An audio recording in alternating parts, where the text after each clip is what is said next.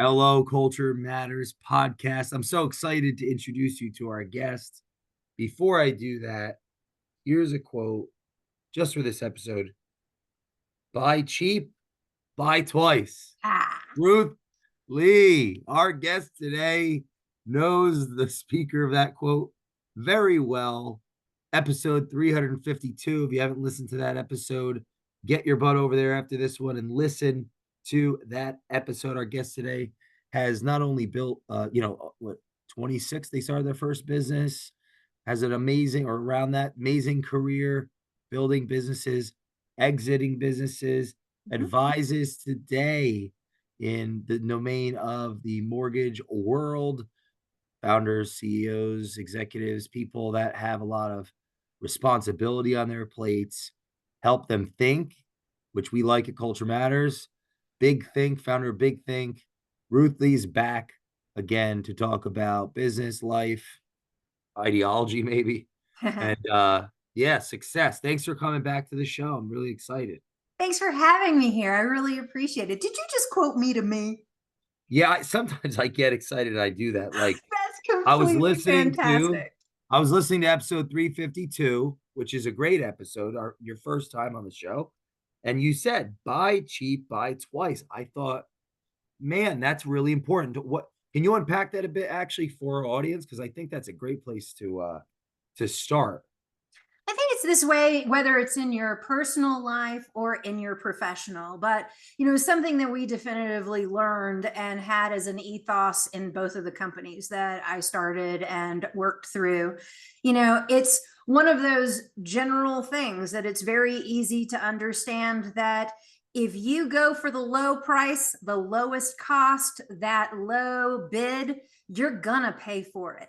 And whether it's in time, whether it's in money, whether it's in redoing it in tech, which is a lot of what I do in fintech, you're just going to build it twice, or you're going to test it for 3 times as long. Either way, you have a choice which way you go. I choose quality. On the financial tech for a second. Yeah. Why do so, and this might be I think I'm okay. It seems like no one gets that right. Or like the technology departments, like so much money's invested into tech, and like where does the communication flows come into that? It's like companies will spend tons of money on tech, and it's like nothing is getting done. Like, can you speak to that? Because yeah, please do if you could help us here. One of the challenges that we have as an industry is that we are really several industries in one. You have the origination side where you are matching borrowers to a loan. You have the servicing side where you are doing the collection of payments. Totally different business model, same loan, same asset. You have the secondary where you're dealing with all of the investment banking and, how do you provide liquidity to our industry? And one of the challenges is that none of them speak. It was when I started in the industry, I was talking to somebody the other day, credit reports almost came out on ticker tape. We used to, it almost looked like an old adding machine, and we had this machine on the front desk, and you had to tape them on a piece of paper, and then you would submit that to your lender. That's how far, and I'm not that darn old. I mean, I've been in the industry for almost 30 years, but I'm not that, it's not like, I was using an abacus when we started, you know what I mean? And so when you start looking at some of that, our industry has been trying so hard to get its arms around everybody's needs, wants, and desires, while at the same time navigating, what happens with our investors, what happens with our borrowers, how technology has evolved. I was almost 30 when I got my first cell phone. And so, we just didn't communicate that way. And so all of these, trillions of dollars worth of assets, they're done on fingers and toes, papers and yellow pads. And so to move all of that into an effective technology really requires a lot of collaboration. And we as an industry don't like to collaborate with people who aren't in our business model. Huh. I mean, we don't have conversations as much. It's starting to blend more, but those are three, maybe four different business models. And so an enterprise class system, you always just seem to need to start over. Hmm. Are there leadership tendencies that you've found over time that help mitigate the silos? That's a really interesting comment because, I think that there are leadership qualities that mitigate some of the silos, especially like, and just think about origination, for example. You have two sides of the house. You have the side that is facing the borrower and is selling. Their job is to get out there and recruit clients for, to sell mortgages to. And then you have the other side of the house who is there to make credit decisions. They're there to process the loan. They're there to create paper. They're there to work on compliance. And sometimes those are at odds. I feel a Hmm. real leader in the mortgage industry understands that there is a healthy tension between operations and sales. Neither side should win and neither side should lose. It should be a really healthy tension between the two. A good leader, in my opinion, makes that the case so that you're not cooking up fraud, but you're also not so tight that you're keeping borrowers away from good credit. So you have to look at both Hmm. sides all the time. And a good leader is paying attention to that. And in their technology, they're not only favoring a CRM and a drip campaign, they're also bringing in compliance, fraud, predictive Hmm. analytics, and process. Hmm. Wow. What are some habits you've seen or habits or like the term leading indicators versus lagging indicators? Oh, KPIs, the Yeah, key yeah, performance indicators. yeah. Yeah. So let's say behaviors to walk the tightrope of tension. I think that you have to, in this industry, on one side of the house, all you care about is your next month's production. And then on the other side of the house, you have to have the long view, which is what happens if all of the wheels come off, if the economy goes bad, if we have a pandemic, something that could be truly risky for our longevity and future in the industry. And so when you talk about habits, I think that one of the strongest things that you can think of is that, what is it, are you willing to listen? And I think that that's Hmm. probably the communication. And I apologize. The communication is one of those things where you have to be open to listening to not only the people who make you money, but the people who cost you money. And you can't look at them in a bad, because you're going to have both. Have you recognized that people can alienate those that they feel like cost them? Absolutely. Absolutely. You look at our industry, and quite often, one of the first things they do is get rid of your operations people. They get rid of your compliance. They get rid of your head of quality control because they need business, Mm, right?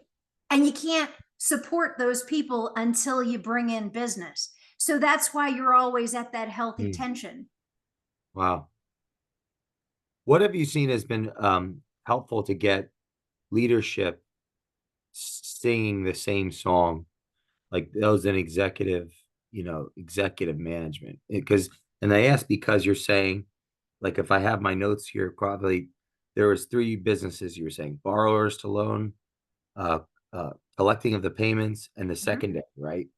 So now there's going to be leaders at the helms of each of those tranches. And so how do we get them singing the same song? Some things that you've seen work, and or I think even if we invert, things that ruin the song.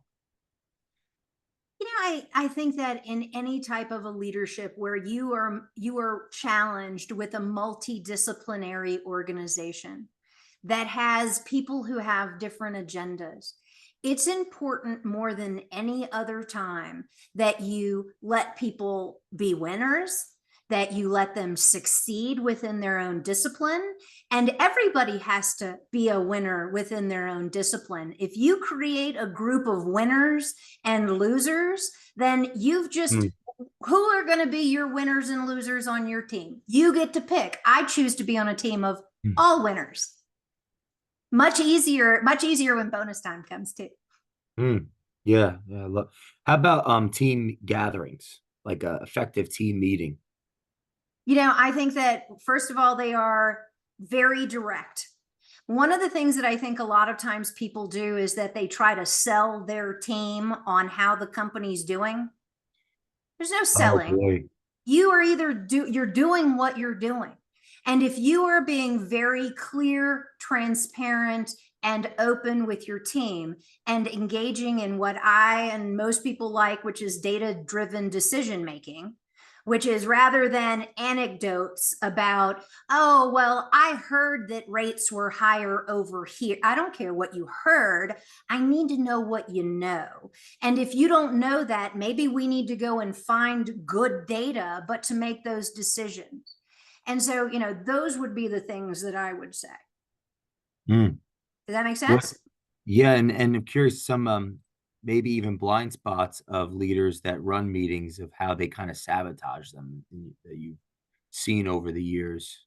They don't want to hear confrontation. They're afraid of any type of conflict. Some of the strongest, when you hone your blade against a rock, you don't hone it against fluffy, cotton wool. Huh. You are looking to have strong enough leaders that have an opinion and passion and deeply care about what they have, but they are not so arrogant that they can't have a beer afterwards and say, great job. I celebrate your victories.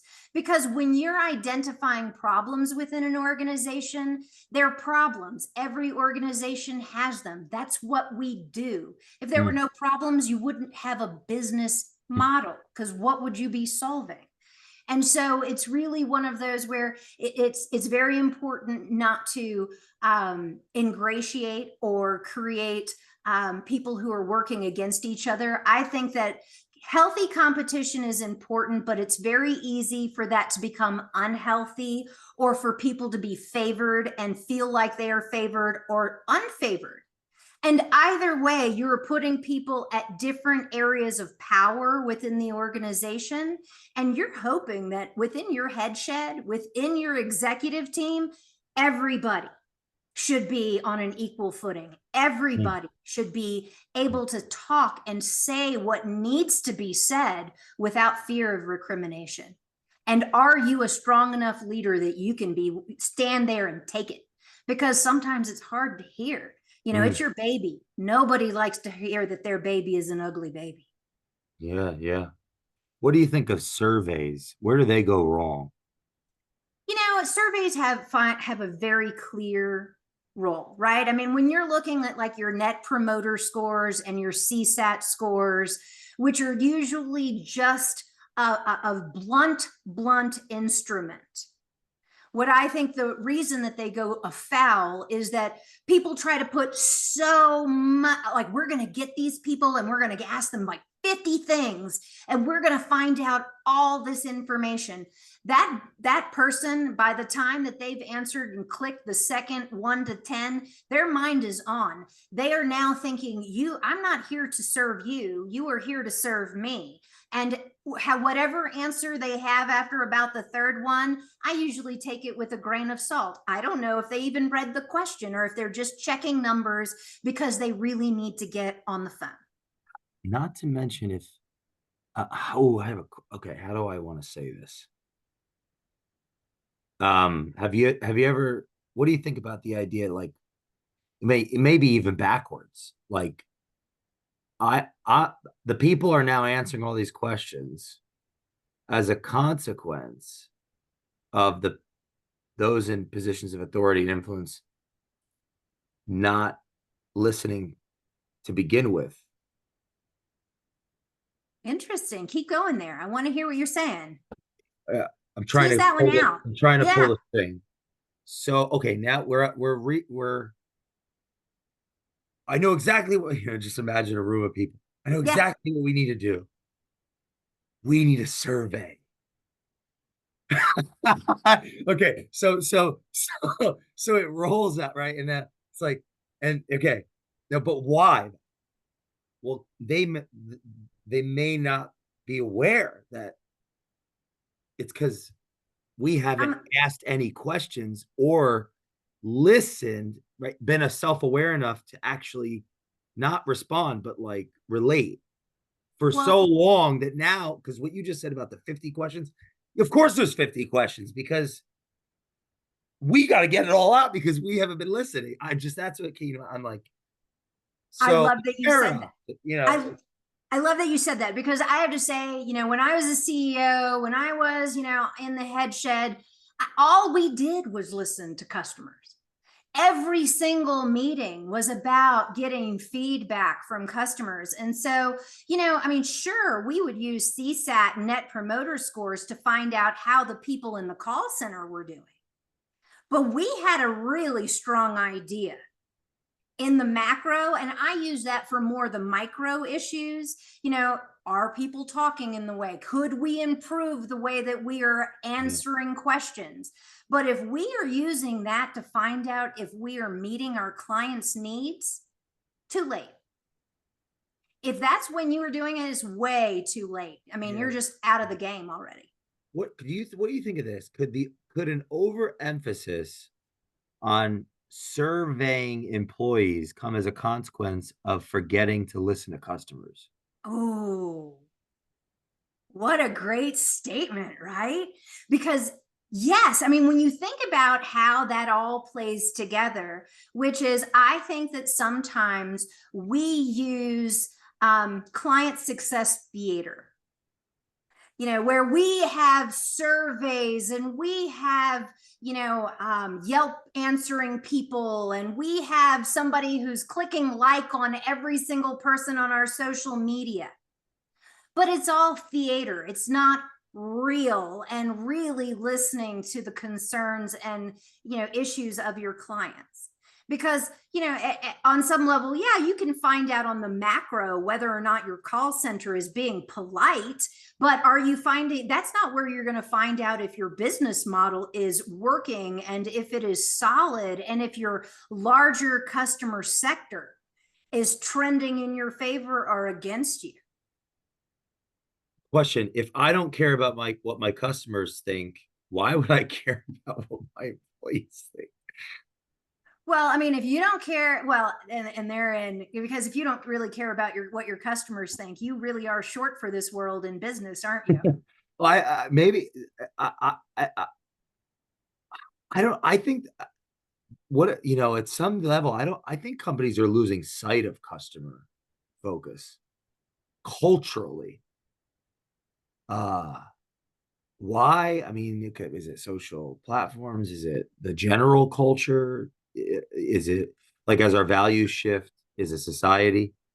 But I've observed, it's all these interviews. This is just a fleeting thought, but No, go ahead. no, Yeah. the last 10 years in business, 20 years, this obsession almost with employee engagement or, you know, the holism of the employee.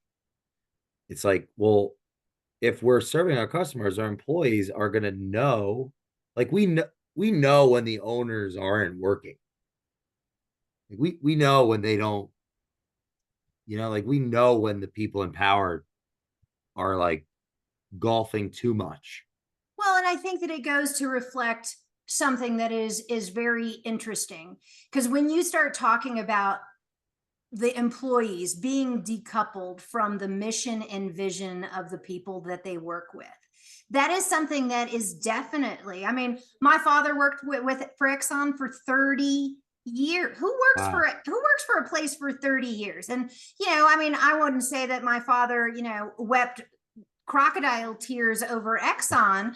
But at the same time, he was very Wow. committed to his team. He was very committed to the group of men and women that he worked with, and that was hugely part of his identity, and it was important to him. Now people tend to just kind of, work as a transient thing. For me, I do struggle with it because I come from a different generation, and I come from my mom, Mexican CPA, hard work. You work hard and you work harder, and then eventually you'll succeed. Well, so I built two Oh. companies around the idea that I was so proud of it. And it would hurt my feelings when people didn't take it as seriously as I did. But when you do find the employees who match your vision because they're trying to do something good in the world, hold on to them dearly. Question about anonymous surveys. Mm. What's the value in that, or what's the utility in that, or what do you think about that? Just to send, just from a research perspective, like to send to one of those survey companies who Like, then, can we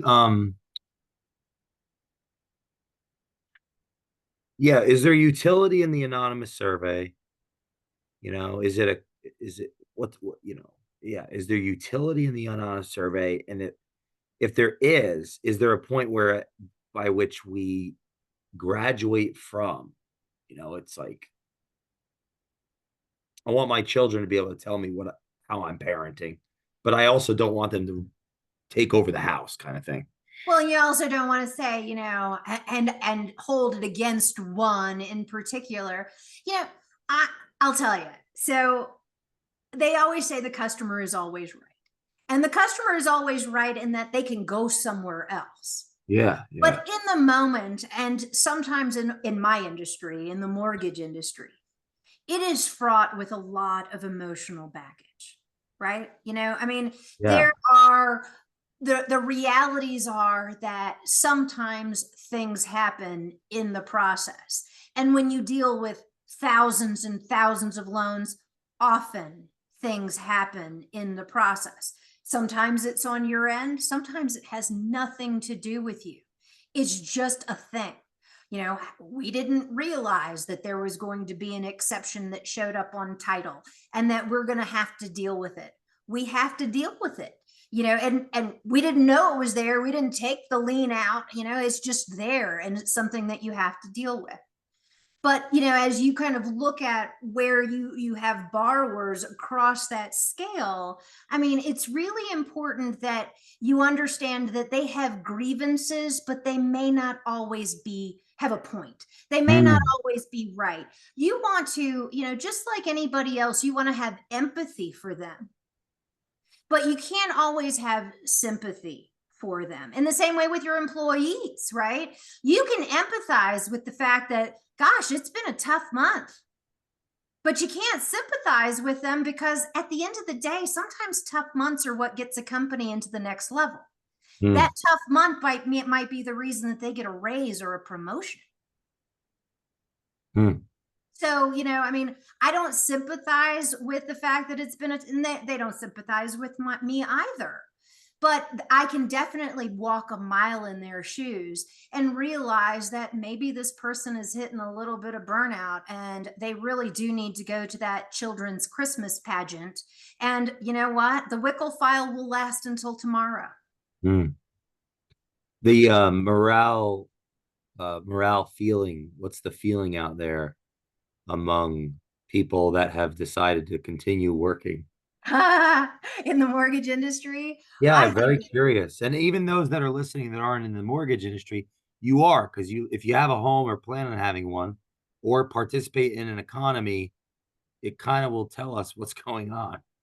you know what? We have so many people across in the entire scale of the United States, from appraisers to title companies to notary publics to underwriters to originators to secondary. I mean, there's so many of us. I would find it hard to believe that very many of your listeners don't have someone that they know and love who isn't involved in the industry. And I'll tell you, 2020 and 2021, when rates were historically low, everybody busted the gut, man. We worked our tails off and we did refinance most of the United States. I mean, we did trillions of dollars of volume in a very short period of time. Well, then you had that all fell off.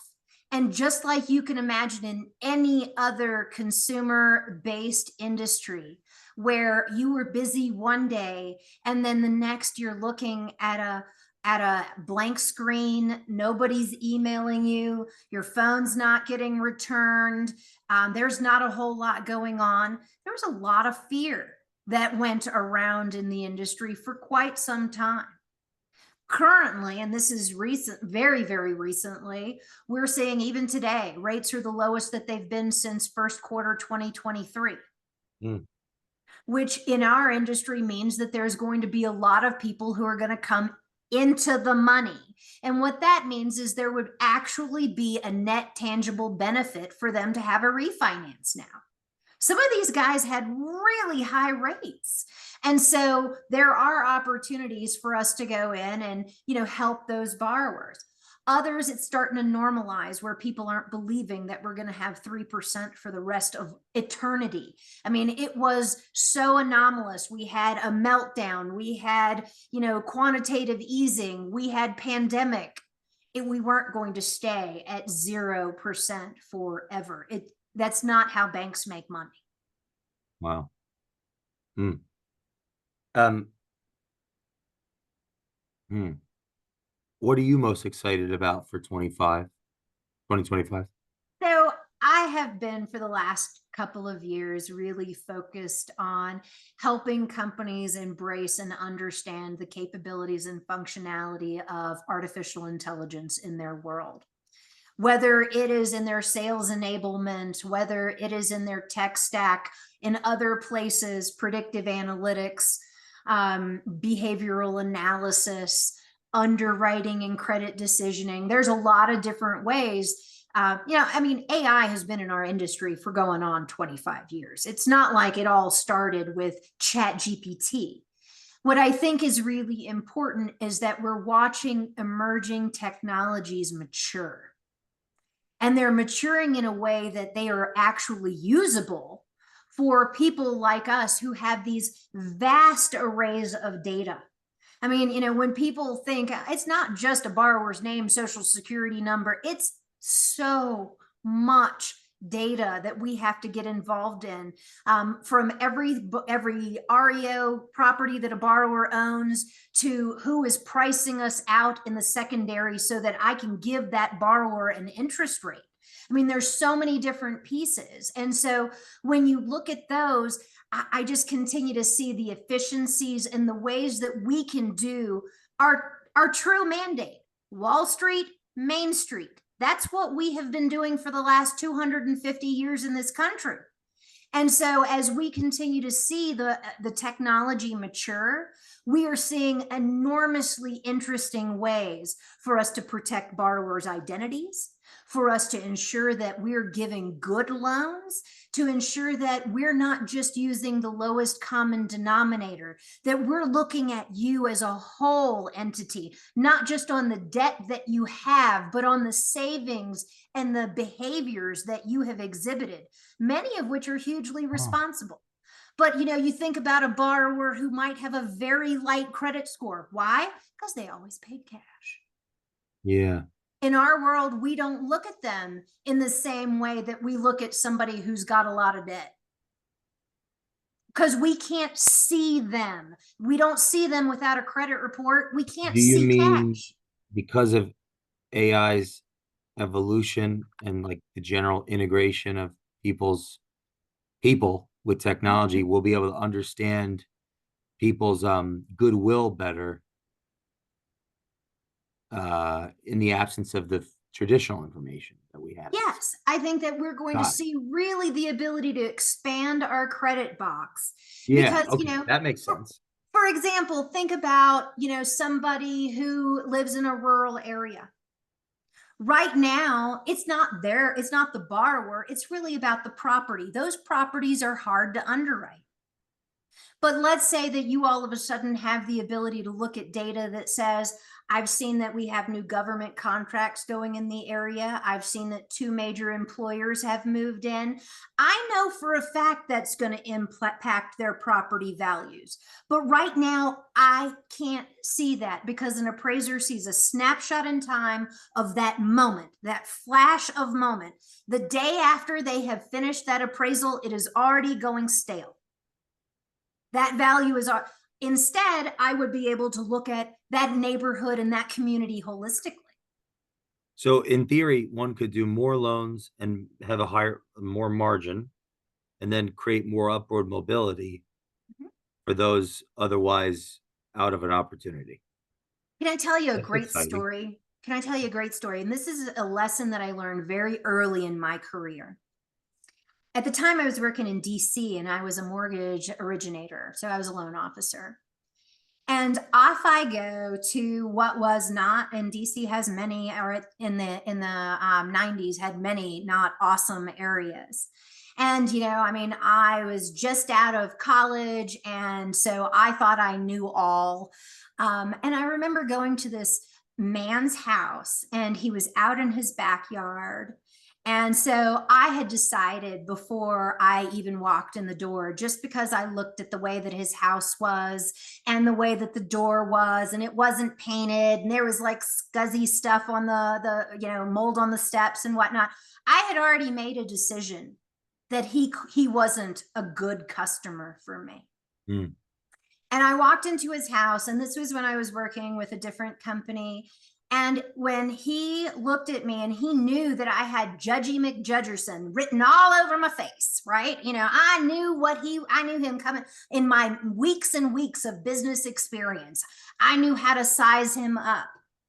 And what he did is he looked at me and he reached underneath his chair and he pulled out a sock. And from it, he pulled out the biggest wad of hundreds that I've ever seen in my life. And he was like, I think I can afford your loan. Wow.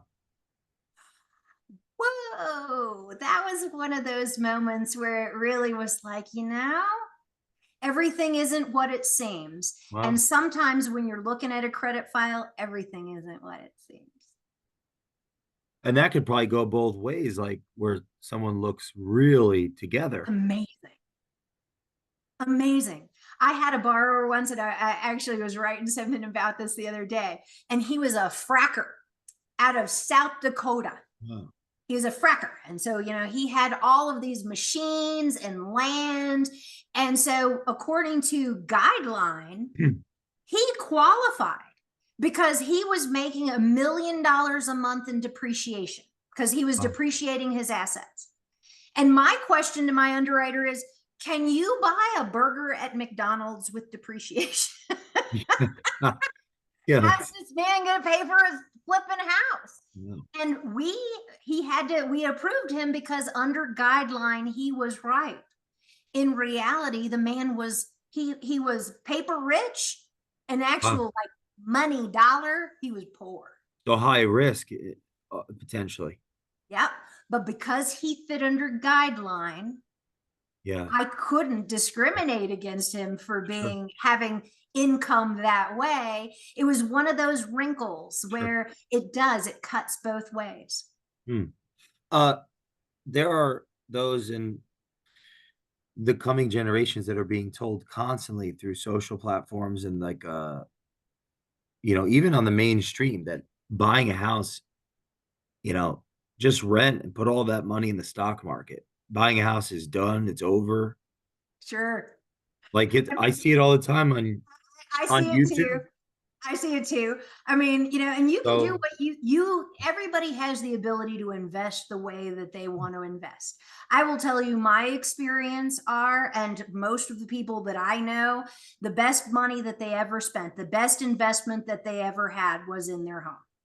Now, you can put it in the stock market, and sure, it's all great and fine, but sometimes I look at the stock market and I don't know that world the way that I can understand house appreciation market. Sometimes it feels like they just make the numbers up. Today we are all of a sudden going to lose 700 points. Tomorrow we're going to gain 1,000. And it's not because the baseline quality of the asset is so much better today than it was yesterday. It's because somebody is fiddling with the dials in tuning systems that I just don't understand. There are people who do Bitcoin, and they are very, very, very smart and good about riding the candlesticks, and they're doing their thing. But that's a whole language. And in my world, that feels very much like betting on a sports book. I don't know the language. I don't know the teams. I don't know the horses. I don't know how to do that. Now, that's not to say that they are, but isn't the stock market isn't investment gambling? You have a chance to lose. It's a gamble. What about I feel like proud that I own it. Yeah, can you speak to that if you can relate in some level? But there's a pride that a feeling like, yeah, like I have something. When I walk outside and I plant a daisy in my front yard, I own that daisy. I own the beauty that daisy created. I own the right to appreciate that daisy. If I put that daisy in somebody else's yard and they sell it and they kick me out, next year somebody else is enjoying my daisy. And when I was a young kid, until we bought our first house, I rented everywhere. I rented in D.C. There was at one point where it was like me, and it felt like 47 other girls in a row house, but it was probably closer to about 6 or 7 of us. It's just when you have 6 or 7 women in a short, small place, it feels like 47. Wow. But yeah, pride of ownership for me, it's like, I guess it's in the same way you own your company. There's a different type of pride when you own it as opposed to when you work for somebody else. It's not to say that you didn't have pride, but it's not the same type of pride. And I don't know how to say it other than that. When it's somebody else's something awesome, then it's theirs. And you what if at some level it helps us build our identity in our culture? Because like with, as the founder of, a founder of a business, there's an identity aspect. This is my vision. This is what I'm offering to the world.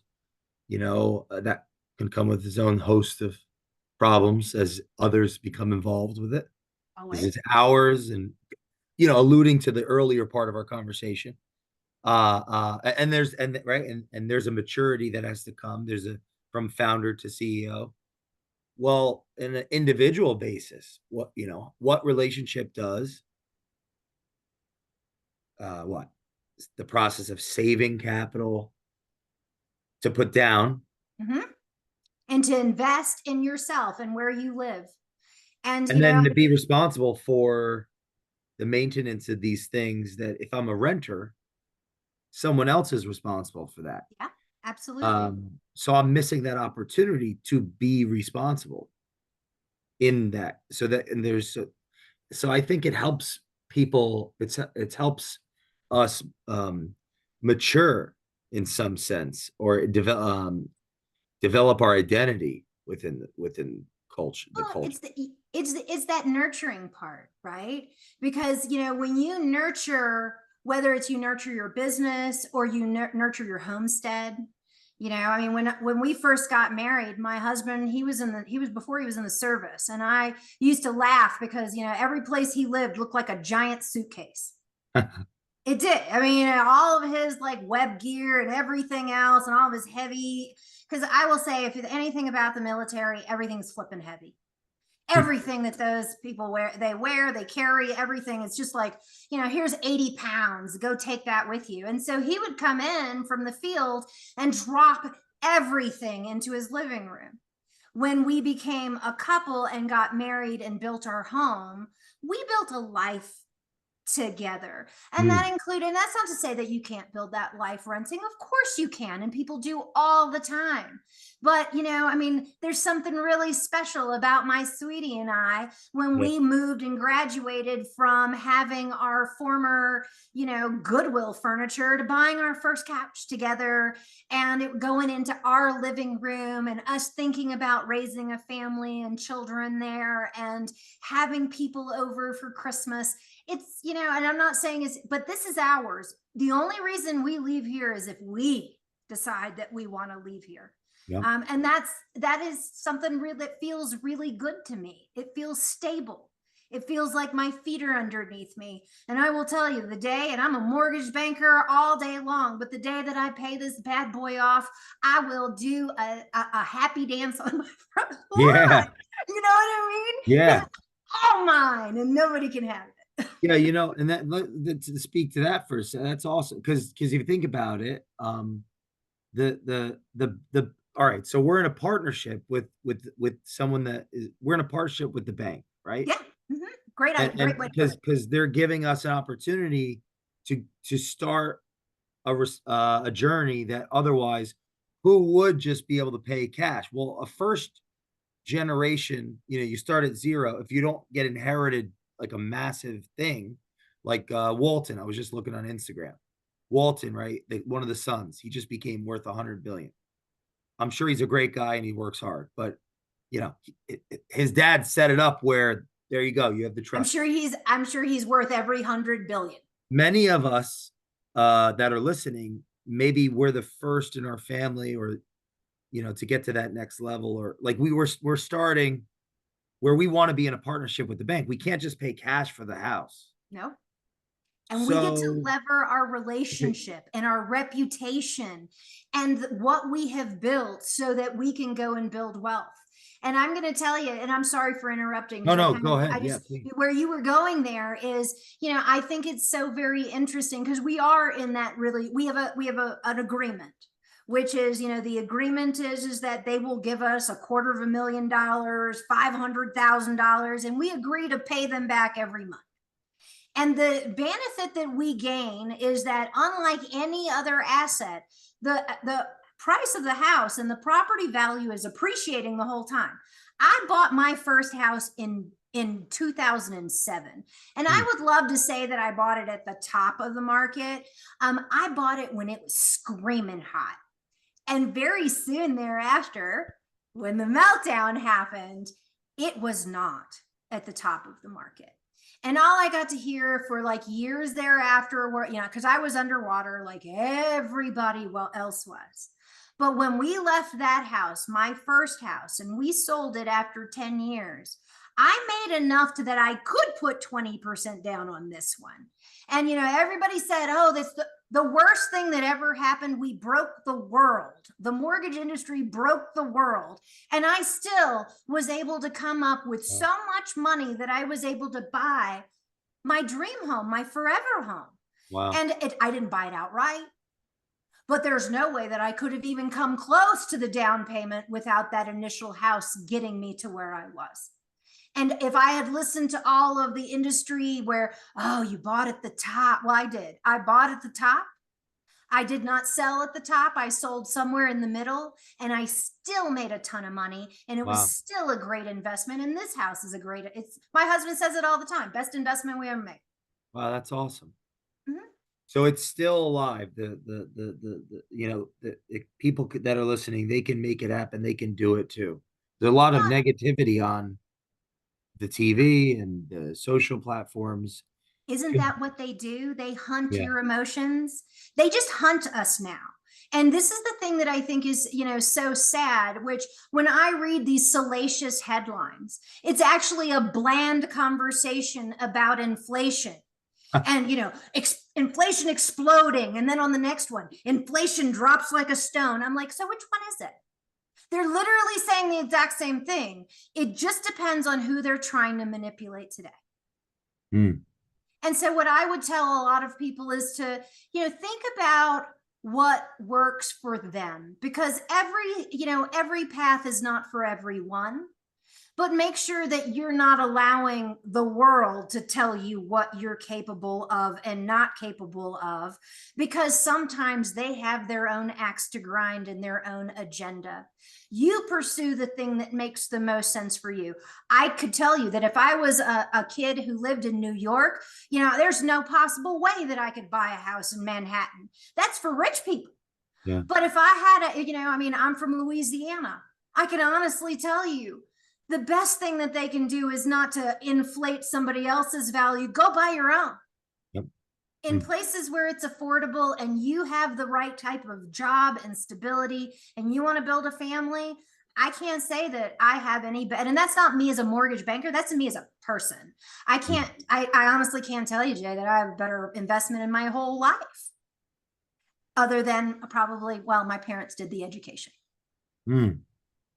I want to ask you about what advice do you have for the advisors that listen to the show, and those in the helper business, right? Those that are they're in the they're a part of the culture, but they may not be working within the organization, right? So when we have many that listen to the show, sometimes and this is where I talk with a lot of consultants and coaches and whatnot. And I think one of the hardest things is not to take it personally.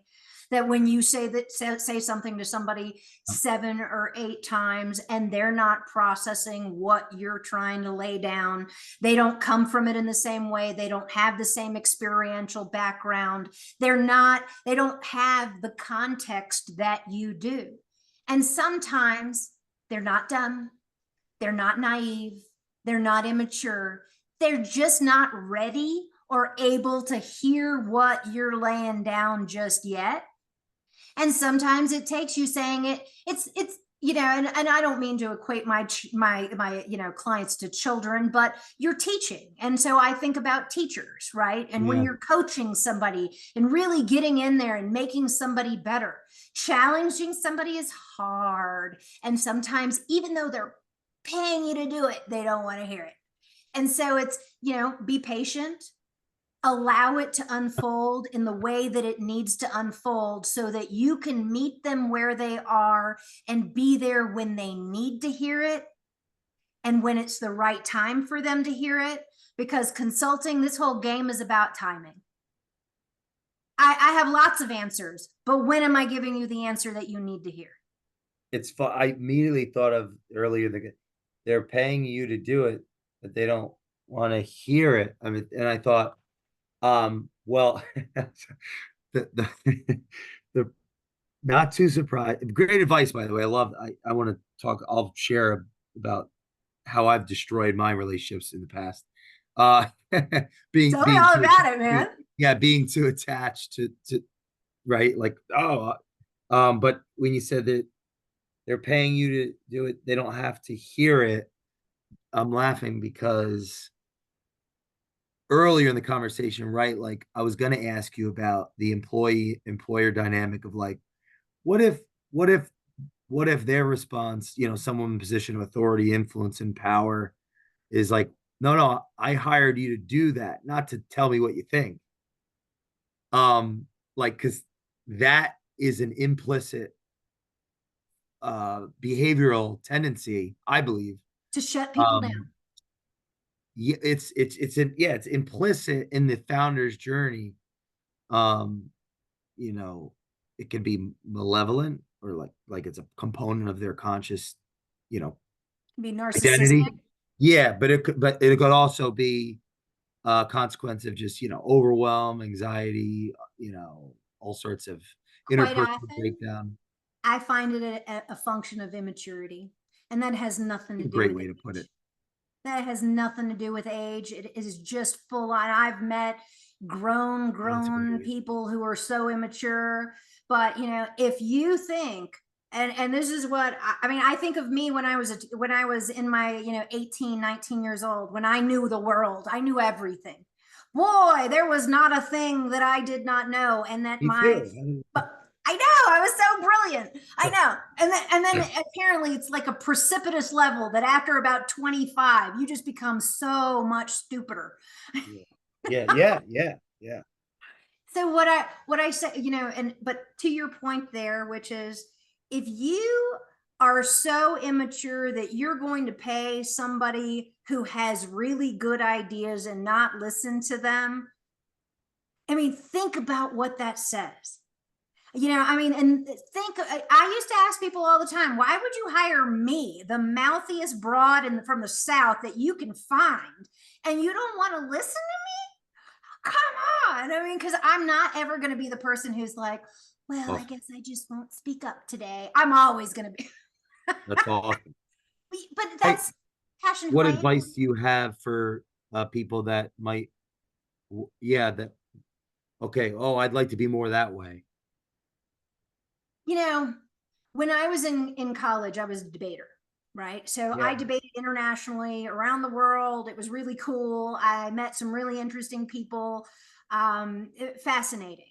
And I got some great advice early in that career, which is nobody naturally is born being a debater. It is a skill that you practice. Nobody is born being a leader. Some people, I mean, I guess some people just are born from spring from the womb and they are magical leaders. But for people like me, I had to learn the hard way. I had to learn that maybe I don't know everything. And maybe I will get knocked down. And maybe I should have listened to when people told me the answer 5, 6, 7 times. But I was so arrogant and so afraid of showing weakness that I wouldn't even accept their help, even if it had been the best, even if it had been something that would have changed my company. And it probably would have, because it was a function of my immaturity. Mm. Ruth, this is awesome. Thank you We so much talked for an hour already, for Bud? this. Yeah, we got it. Part three is coming soon. If you're listening to this podcast, you got to go to episode 352. Very different conversation. Come back, listen to this again. Where can people follow you? Like just one place that they absolutely can get in contact with you. Maybe they can retain your services. I They really want to. appreciate that. Yep. Yeah, you can find me at Get Big Think. Big Think is the name of my company. And if you're looking to get Big Think, you can go directly to my website and you can reach me anytime there. I'm also very active on LinkedIn and, around the industry. I'm Ruth Lee. I'm a certified mortgage banker. There's only one of me so far because there's like 7 Ruths in the United States my age. It's awesome. Thank you so much for coming back. This Thank is you. a very breath of fresh air. I challenge you all to follow Ruth.